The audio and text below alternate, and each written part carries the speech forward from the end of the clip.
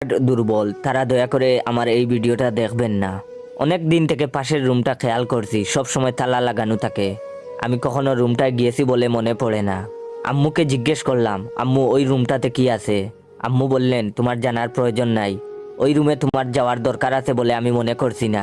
আমি শুকনা মুখ নিয়ে বাইয়ার সামনে দাঁড়ালাম। বললাম, ভাইয়া ওই রুমটাতে কি আছে তুমি জানো কি?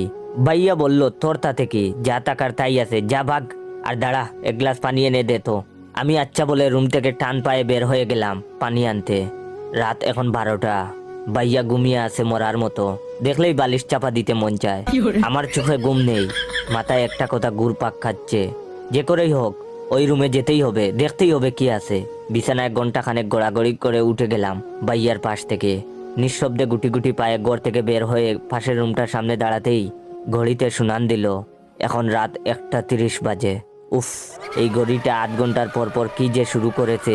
ঘড়িটা চেঞ্জ করতে হবে আম্মুকে বলে সিটকানি খুলে দরজা ধাক্কা দিতেই ক্যা এচ আওয়াজ করে দরজাটা খুলে গেল। আর তখনই মাথার উপর দিয়ে কিছু একটা উড়ে গেল। খেয়াল করে দেখে বুঝতে পারলাম বাদুড় ছিল এগুলো। এই ঘরে বাদুড় আসলো কিভাবে? আর এত মাকড়সার জাল। কতদিন এই ঘরে কেউ আসে না বুঝতে পারছি না। চারপাশে অন্ধকার, মাঝে মাঝে দূরে দুই একটা কুকুর ডেকে ওঠে। রাতটাকে আরো ভয়ানক করে তুলছে।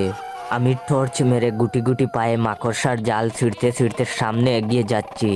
হঠাৎ টর্চের আলো গিয়ে বাদল দেয়ালে টাঙ্গানো ফ্রেমে বাঁধানো ছবির দিকে। আমার সারা শরীরে শীতল শিহরণ বয়ে উঠল। কোথায় যেন একটা পেঁচা ডেকে উঠে জানান দিল, ভুল করেছিস এখানে এসে। যেখানে বই বেশি সেখানে কৌতূহলও বেশি। আমি ছবিটার দিকে তাকিয়ে আছি, কাপা হাতে টর্চটা মেরে রেখেছি দেয়ালের দিকে। এটা তো আমার ছবি।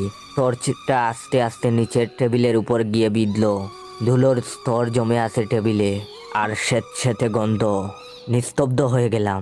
মুখ থেকে একটা শব্দ বের হবার জোর নেই। হাত কাঁপতে শুরু হলো আমার। আমি টর্চটাকে আপ্রাণ চেষ্টা করেছি ধরে রাখার, কিন্তু পারছি না। শুধু মুখ দিয়ে একটা কথাই বের হলো, হায় আল্লাহ, এটা তো আমার পড়ার ঘর। এমন হলো কি করে? বাই দ্য ওয়ে, কিছুদিন পর আমার পরীক্ষা, তাই পড়ার রুমে আসলাম, নয়তো আজকেও আসা হতো না। চাইলে আপনার বন্ধুদেরকেও শেয়ার করে এভাবে বই দেখিয়ে হাসাতে পারেন।